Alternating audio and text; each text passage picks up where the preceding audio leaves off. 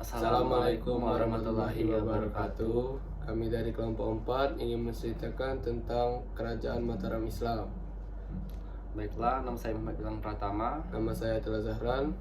Kami akan memulai membawakan cerita Kerajaan Mataram Islam. Pada tahun 1856, Kerajaan Mataram Islam didirikan oleh Penambahan Senopati yang pusatnya berada di tenggara kota Yogyakarta, yaitu Kota Gede. Awal pemerintahan Penambahan Senopati mendapat tantangan dari para bupati, diantaranya Bupati Demak, Jepara, Kudus, Gresik, dan Surabaya. Tahun 1601, luas Mataram meliputi Kerajaan Galuh sampai Pasuruan. Tahun 1607, pengganti Penambahan Senopati adalah putranya Mas Jolang. Tahun 1673, ia wafat di Karapyak dan mendapatkan julukan Pangeran Sedo Kapriak. Tahun 1613, pengganti Mas Jolang adalah Mas Rangsang alias Sultan Agung.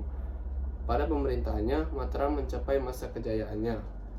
Tahun 1615, Sultan Agung menggerang wilayah-wilayah pesisir seperti Asem, Tuban, dan Madura, lalu lanjut menguasai Surabaya, Madiun, Ponorogo, Blora, dan Bojonegoro. Pada tahun 1625, penaklukan berakhir. Tahun 1628 dan 1629, Sultan Agung ingin menguasai VOC, namun gagal. Sultan Agung juga membagi 4 sistem pemerintahan Mataram, yaitu Kutanegara, Negara Agung, Mancanegara, dan Pesisir. Sultan Agung juga dikenal sebagai seorang ahli politik, sastra, filsafat, Jawa, serta agama.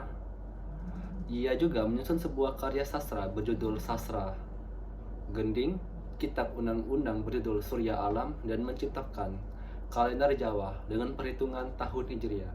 Misalnya, Muharram menjadi Syuro dan Ramadan menjadi Pasah. Pada masa ini juga muncul kebudayaan kejawen, yaitu akulturasi antara kebudayaan Jawa asli, Buddha, Hindu, dan Islam. Ekonomi masa Sultan Agung bercorak agraris dan maritim, serta menjadi negara pengekspor beras. Pada tahun 1645,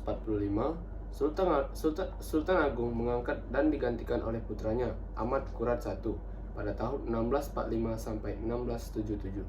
Pada masa ini mengalami pemberontakan seperti pemberontakan besar dipimpin oleh Trijaya dari Madura. Amangkurat I wafat di Tegalarum 1677 dan dijuluki Sunan Tegalarum.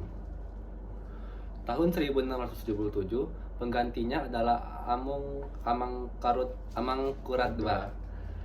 Tahun 1677 sampai 1703. Kemudian pengganti Amangkurat II secara berurutan adalah Amangkurat III tahun 1703 sampai 1708, Pakubuwana I dari tahun 1704 sampai 1719, Amangkurat IV dari tahun 1719 sampai 1716, Pakubuwana II sampai 1726 sampai 1749.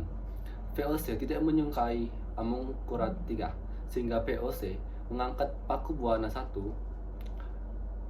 Maka saat itu ada 2 sultan. Hal ini terjadi konflik internal sehingga Amangkurat III memberontak, tertangkap di Batavia lalu dibuang ke Ceylon atau Sri Lanka. Permasalahan politik selesai ketika Pakubuwana III membagi wilayah menjadi 2, yaitu Kesultanan Ngayogyakarta dan Kesultanan Surakarta pada tahun 13 Februari 1755. Pada tahun 1757, berdasarkan Perjanjian Salatiga, Kesultanan Mataram dipecah menjadi 3 bagian, yaitu Kesultanan Yogyakarta, Surakarta, dan Mangkunegara. Tahun 1813, Kesultanan Yogyakarta dibagi menjadi 2, yaitu Kesultanan Yogyakarta dan Papua Lama. Maka wilayah Kesultanan Mataram menjadi 4 bagian wilayah kekuasaan, yaitu Kesultanan Yogyakarta, Pakualaman, Surakarta, dan Mangkunegara. Baiklah, itu adalah cerita tentang Kerajaan Mataram Islam. Sekian dari kami kelompok 4. Mohon maaf apabila ada salah kata atau yang kurang dari kami. Kami akhiri. Wassalamualaikum warahmatullahi wabarakatuh.